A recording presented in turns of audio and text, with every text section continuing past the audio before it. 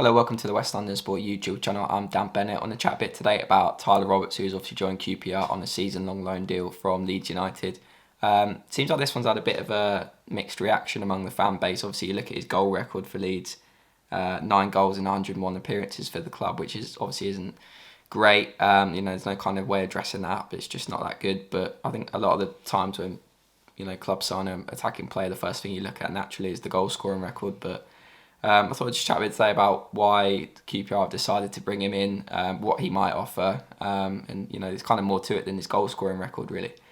I think the first thing to say is there are some kind of mitigating circumstances when you take into account his goal record and why it's perhaps not as good as it should be. I think one of the big things is that a lot of those appearances for Leeds came off the substitutes bench. I think almost half of those 101 games I just mentioned were him coming off the bench. He's quite a young player, he's only 23, so it's very difficult, especially when you're playing in the Premier League, to come off a lot late in games as well. He was coming off the bench a lot late in games to kind of make an impact. He didn't really have a settled run in the team. It was a lot of substitute appearances during his time at the club, which does make things difficult. And the big thing is as well, so I'll come on to in a minute, because there's positives to this, but he wasn't really playing as an out-and-out striker. I think the impression a lot of people got when he joined the club was that he was an out-and-out striker, but that's just not been the case really at Leeds. He's played a lot behind the striker in a more kind of attacking midfield role, I guess. Played a lot out wide as well on the wing for Leeds. So he's switched around a lot of positions, and he's not really an out-and-out striker, or hasn't been so far in his career. Obviously that might change at QPR, but you can't, obviously there's no dressing up. The goal scoring record isn't great. And it's cause for concern naturally, but there are kind of reasons why it's not been as good as perhaps, or definitely he would have hoped. And I said I don't want to make too many excuses for him. Obviously, those are just a couple of the reasons why maybe it's not as good as it should be. But as I touched on a minute ago, I think one of the big reasons that QPR brought him in is because of that versatility. I think obviously naturally QPR have quite a small squad, given the kind of financial restraints on the club, and with financial fair play, it's quite hard to compete. So to bring someone in who can play in a wide attacking position, he can play up front, he can play behind the striker, that's a massive thing when you're trying to put together a decent squad. And this is going to be a small squad, especially in those attacking areas. If you've got someone that can play, we saw kind of last year, and it looks like it might continue under Michael Beale, the kind of Chris Willock and Ilias chair, two behind the striker. He can play in one of those roles because of his skill set, as I'll come on to in a minute. And he can also play, up front. I think he kind of sees himself as a striker. He said in his interview with the club after joining that he wants to be a striker and he wants to play more up front. So I think we'll definitely see him do a lot more of that. But, his versatility, whether he's coming off the bench, whether he's starting, will allow him to play in a number of different positions. And that's a massive bonus, I think, for QPR. One of the positives I think he'll kind of bring is, even if he's not scoring goals, I think he'll contribute in other ways. I mean, when we look at QPR last season, when things weren't going so well, they really lacked someone who's kind of direct, especially after Chris Willock's injury. Someone pacey, someone quick, someone who's going to drive at players, and I think Roberts does do that. He's very skillful. He's really good in tight spaces, which allows him to kind of play in that number 10 position.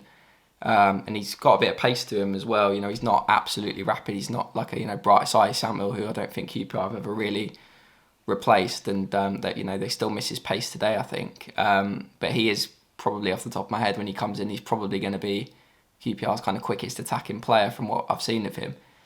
So that's going to be a massive bonus as well. Bringing someone in who can run in behind defences, who can stretch them. He's quick with the ball at his feet as well. I just think that will provide another option that maybe QPR haven't really got at the moment and they're lacking. So I think that's probably a big reason why Michael Beale decided to bring him in, despite his shortcomings, as I spoke about at the start of the video. So we look at his stats. I just want to go through a few of the numbers. This is from a site called FB Ref. They've got loads of statistics and numbers.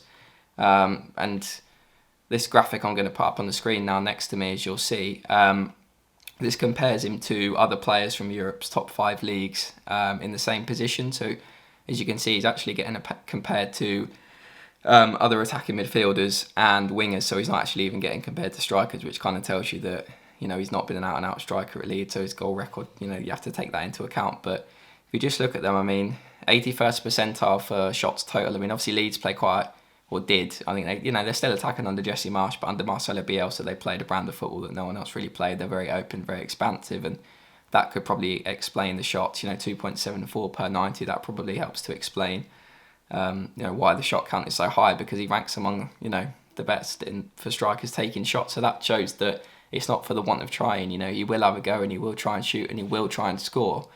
So there's two sides. There's obviously the positive side that shows he is having a go and that he is getting in positions to shoot, but the other side of it is obviously he's not clinical enough to take those opportunities, which is, obviously the downside to it is that his finishing clearly needs to improve a lot, going forward, and hopefully the loan spell at QPR will help do that. There's a few other numbers as well, obviously. Like I said, he's quite a positive player, and you see progressive passes received per 90, 7.2. That ranks him in the 72nd percentile compared with other players in Europe's top 5 leagues. Obviously, that's including the Premier League as well, which is pretty good. That to me suggests that he's positive. He's getting on the ball in the right areas. He's a target for his teammates. When he's in forward positions, they often find him, which is another good thing. It's like I said, even when he's not scoring, he's going to be able to threaten in different ways by picking up the ball in these dangerous areas, using his speed, using the skill he has to cause problems for teams, regardless of what position he plays. So I do understand, Michael Beale bringing him in for that reason. There's a few other numbers as well. If we kind of scroll down, as you'll see near at the bottom, he's good in the air. Aerials 169th percentile, 0.91 aerials 1 per game for a striker, which is pretty decent. He does the defensive side of the game quite well as well. Like, as you'll see, his tackles are pretty high. Gets stuck in. His pressures aren't the highest, but I think with all these numbers as well, as you'll see from the graph, it's a lot of red. Obviously suggests it's not that good, and I think the kind of reality of the situation is Tyler Roberts isn't quite good enough for the Premier League yet, and he's definitely more of a Championship player. So obviously these numbers are getting compared to some of the best strikers in the world and the strikers who are playing in the best leagues in the world, and he's just not quite there yet. So you do have to factor that in when he comes down the level to the Championship. I do think that we're going to see an improvement in performance as well. Obviously, dribbles completed, you might say, well, why is he, he's positive. I just said he's positive on the ball when he drives at people. He is, even though the dribbles completed stat might not suggest that. It's because, he's playing against players who are probably a little bit above his level, and I think dropping down to the Championship, hopefully we'll really get to see what he's capable of. I just don't think he's had that kind of run of form and run of games in a settled position that will allow him to kind of reach his peak, and hopefully at QPR he'll be able to do that. So there's a lot to work on. As I said, I'm not going to pretend that I think he's going to come in and score loads of goals and he's going to be brilliant, because there's a lot of doubt with this one. It's not as, convincing as other signings QPR have made in the past. There is reason to have a bit of doubt there, but I do think he's got some really noticeable qualities that are going to come in really good use for QPR next season, and he does fill a kind of need that they don't have, as I said, with his speed and with his power, with his willingness to drive forward.